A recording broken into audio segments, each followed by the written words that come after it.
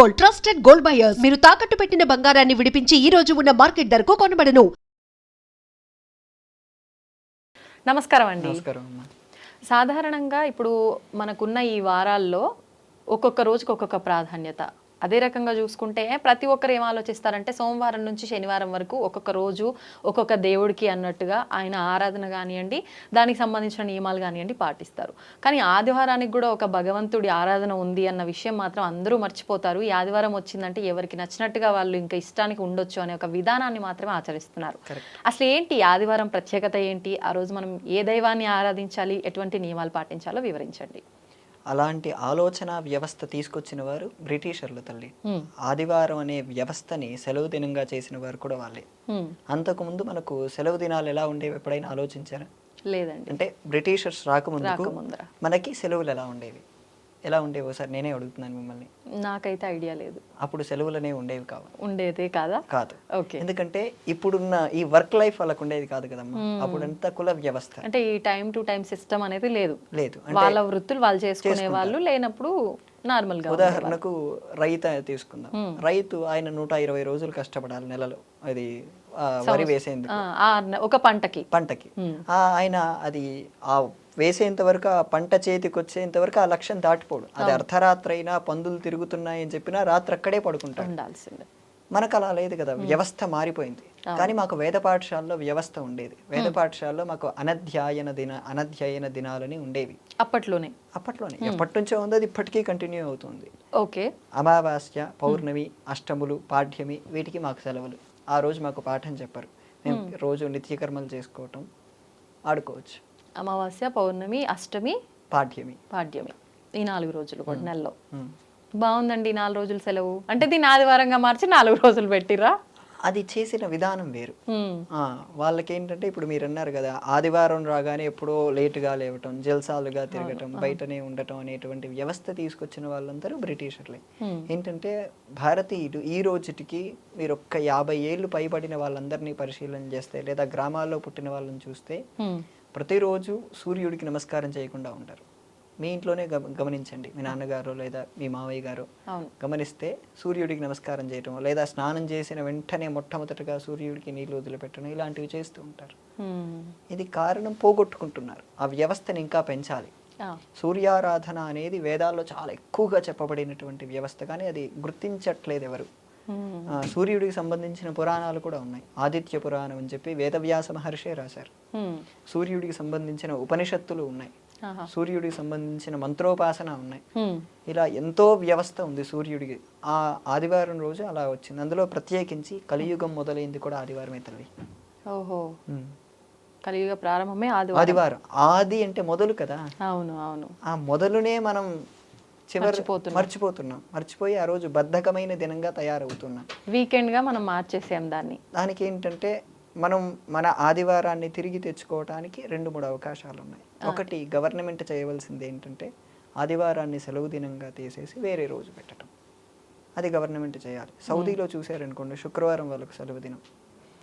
వాళ్ళ మతానుసారంగా వాళ్ళ పద్ధతులంటూ ఏర్పాటు చేయబట్టారు. 2024 మార్చిలో మోదీ గారి విషయం గురించి మాట్లాడారు. ఆదివారం సెలవు దినం తీసేయాలని ఆయనే ప్రతిపాదన చేశారు. ఆయన అప్పుడు ఆ ప్రతిపాదన చేశారో లేదో కానీ ఆయన ఆదివారం సెలవు దినం ఉండకూడదనే భావంతో మాట్లాడారు. అంటే డైరెక్ట్ గా సంబోధించకపోయినా ఇండైరెక్ట్ గా భావనతో మాట్లాడారు. మనకు బ్రిటిషర్లే ఆదివారం సెలవు దినం తీసుకొచ్చారు అన్నట్టు ఆయన మాట్లాడారు. అలా ఆదివారం అనేది ఏం చేయాలి అంటే, ఆమిషం మధుపానంచ యః కరోతి రవేర్థినే. ఆమిషం అంటే మాంసం తల్లి, మధుపానం. ఆ రోజు ఆ 2 ఎప్పటికీ చేయకూడదు. ఆమిషం మధుపానంచ యః కరోతి రవేర్థిని సప్త జన్మ భవేద్రోగి. ఆ ఆదివారం రోజు ఆ 2 చేశారనుకోండి, సప్త జన్మ భవేద్రోగి, 7 జన్మల్లో రోగిగా పుట్టి జన్మ దరిద్రత, జన్మలకి దరిద్రాన్ని అనుభవిస్తారనా. ఆ రోజు మరొక కొన్ని మాటలు కూడా ఉన్నాయి. అదే ఇది సాంబ పురాణం అనే దాంట్లో సూర్యాష్టకం అనే దాంట్లో ఉంటుంది. దాని కింద స్త్రీ తైల మధుమాంసాని ఏ త్యజంతి రవేర్థినే.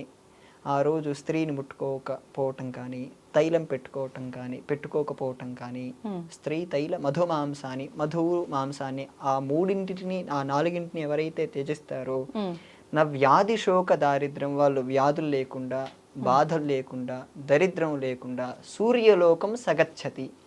వారు శరీరం వదిలిపెట్టిన వెంటనే వారి ఆత్మ సూర్యమండలంలోకి వెళ్తుంది అని అర్థం. అంటే ఆదివారం స్త్రీ సాంగత్యం కూడా కూడదు అని చెప్పి శాస్త్రంలోని ఆ రోజు తలకు తైలం కూడా పెట్టుకోకూడదు అనేటువంటి వ్యవస్థ కూడా అక్కడే చెప్పబడింది. కానీ ఇప్పుడు ఆచరించే విధానాలన్నీ కూడా ఆ రోజు సెలవు కాబట్టి అన్నీ ఆ రోజే తలకు ఆయిల్ అయినా లేకపోతే ఇంకేమైనా ఆడవాళ్ళకి సంబంధించి చేసుకోవాలన్నా, మగవారైనా నాన్ వెజ్ కానివ్వండి మీరు అన్నట్టు ప్రతి ఒక్కటి కూడా ఆ రోజే ఆచరిస్తారు. అవును, మొత్తం తలక్రిందులు అయిపోయింది. అంటే కారణం అంటే తల్లి మనకి వీకెండ్ అనే వ్యవస్థ దాన్ని ఒక్కటి మనం మార్చగలిగితే మిగతావన్నీ ఆటోమేటిక్గా మారిపోతాయి. అది మార్చటమే మనం ఇప్పుడు పెట్టుకోవాల్సినటువంటి పెద్ద టాస్క్. అంటే మార్చడం తప్పితే ఇంకో ఆప్షన్ లేదంటారా? ఉంది, మనం పాటించటం.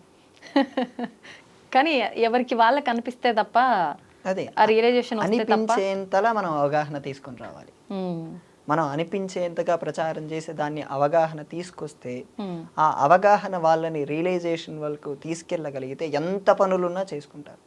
మీరు ఎంత ఇబ్బంది పడ్డారు నిన్న మొన్న, కానీ ఈరోజు వచ్చి షూట్ చేస్తున్నారా లేదా? అది మీకు ఆ ఇంట్రెస్ట్తోనూ లేదా మీకున్నటువంటి ఆ వర్క్ విషయంలో మీరు ఆ ఉత్సుకత చూపిస్తున్నారు కాబట్టి వచ్చి చేస్తున్నారు. అది మీకు అవగాహన ఉంది కాబట్టి. సో వాళ్ళకు కూడా ఇలాంటి అవగాహన మనం అంటూ తీసుకొని రాగలిగితే ఎంత పనున్నా ఖచ్చితంగా చేయొచ్చు.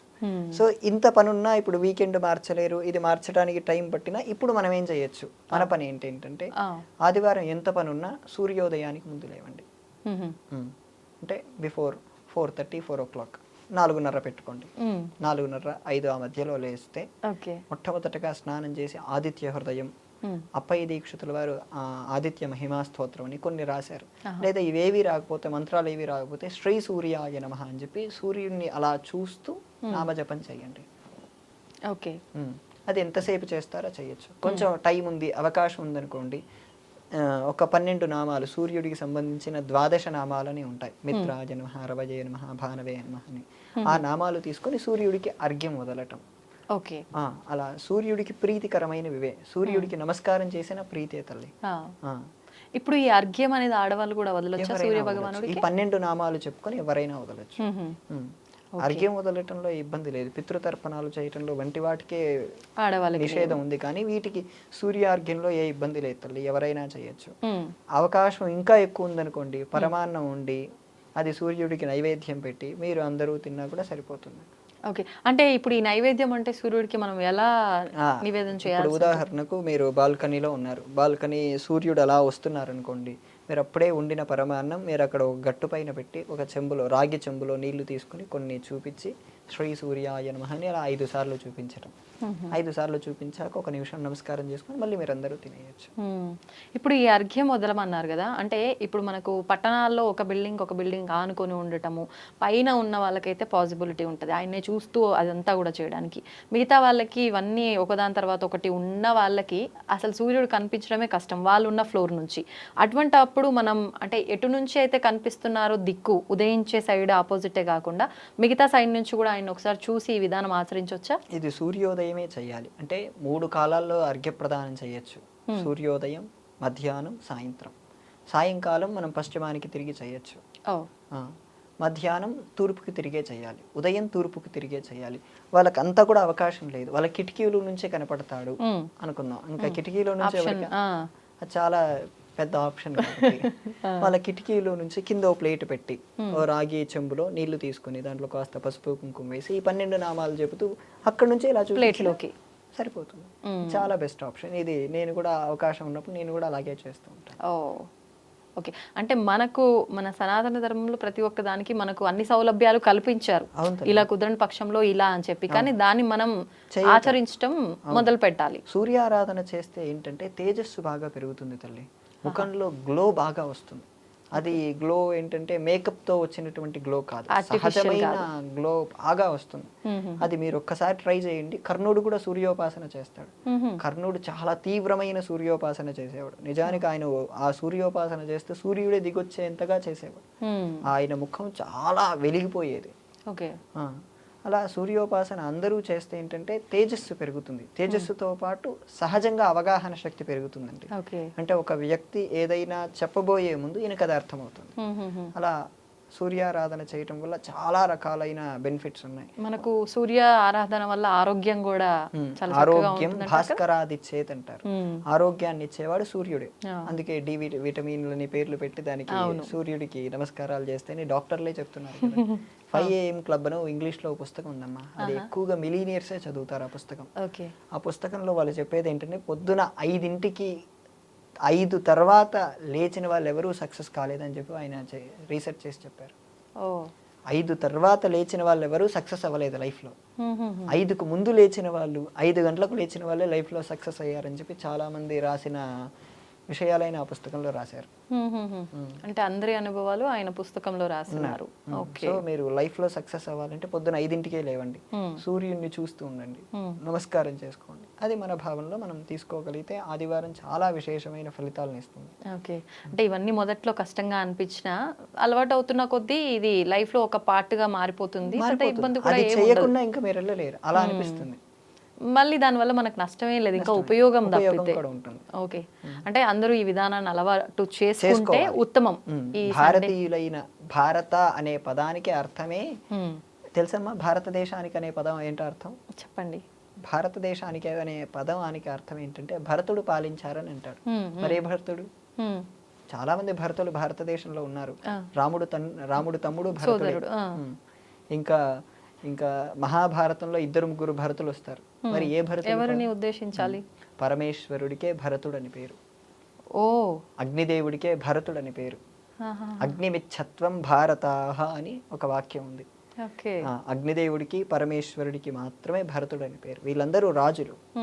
ఈ రాజులకు మూలమైన పరమేశ్వరుడు ఈ భారతదేశాన్ని సృష్టించి ఇక్కడ దేవతా స్థానంగా నిలిపాడు కాబట్టి ఈ దేశానికి భారతదేశం అని పేరు. ఇక్కడ యోగుల స్థానం అని, ఇది మహర్షుల స్థానం అని, కర్మభూమిని, పుణ్యభూమిని ఇవన్నీ తర్వాత మనం అంటూ ఉంటారు. కానీ భారతదేశానికి మొట్టమొదటగా ఆ పేరు భరతుడు అని చెప్పాలంటే అది పరమేశ్వరుడికి, తర్వాత అగ్నిదేవుడికి. అది అగ్నిదేవుడు ఎందుకంటే మన ఇంట్లో అప్పట్లో ప్రతి గృహంలో వాళ్ళ క్యాస్ట్ దాంతో సంబంధం లేకుండా ప్రతి ఒక్కరు అగ్ని ఆరాధన చేసేవారు. ఇప్పుడు అగ్ని ఆరాధన ఏమైంది, ఇంట్లో దీపారాధన చేయడానికి కూడా వ్యవస్థ తీసుకోలేకపోతున్నాం. అగ్ని సంబంధమైన మనము అగ్నిని ఆరాధించడం మర్చిపోతే మనలో సహజమైన శక్తి తగ్గిపోయి కృత్రిమమైన శక్తిని పెంచుకునే బాటలో మనం సహజత్వాన్ని కోల్పోతాం. వాస్తవం. సహజత్వాన్ని కోల్పోతే మీ దగ్గర ఎంత కృత్రిమ శక్తి ఉన్నా అది పనిచేయదు. ఉపయోగం అవును. శాశ్వతం కాదు అది. అప్పటి వరకు పనిచేసినా శాశ్వతం కాదు అది తల్లి. అందుకు మనం అగ్ని ఆరాధన, సూర్య ఆరాధన రెండూ పెంచుకోవాలి. అది తల్లి. దీనికి ఎక్కువ సమయం కూడా పట్టదు. సూర్యుడికి నమస్కారం చేసుకుని 12 నామాలు చెప్పడానికి 36 సెకండ్లు పడుతుంది. నేను లెక్కేశాను. మన జీవితంలో ఒక రోజులో 36 సెకండ్లు పెట్టుకోలేమా? పెట్టచ్చు. దీపారాధన చేయడానికి 2.5 నిమిషాలు కూడా పట్టదు కదమ్మా. మీరు ఎలాగో చేస్తారు కాబట్టి సరే. అంటే ఎవరి సమయాన్ని బట్టి వాళ్ళు మొత్తం వదిలేయడం కన్నా ఎంతో కొంత సమయాన్ని కేటాయించడంలో తప్పులేదు ఒక రకంగా ఆలోచిస్తే.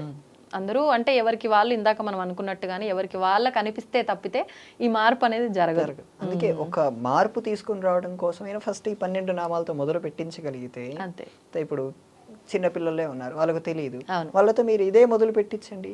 వాళ్ళు వేరే రాష్ట్రాలకు వెళ్ళినా వేరే దేశాలకు వెళ్ళినా ఇది చేయకుండా ఆ స్కెడ్యూల్ వాళ్ళ మైండ్ లో ఉండిపోతుంది. అలా మనం ఫిక్స్ చేయించగలిగితే సరిపోతుంది తల్లి. మనం ధన్యులం అయిపోతాం. నమస్కారం తల్లి. నమస్తే అండి.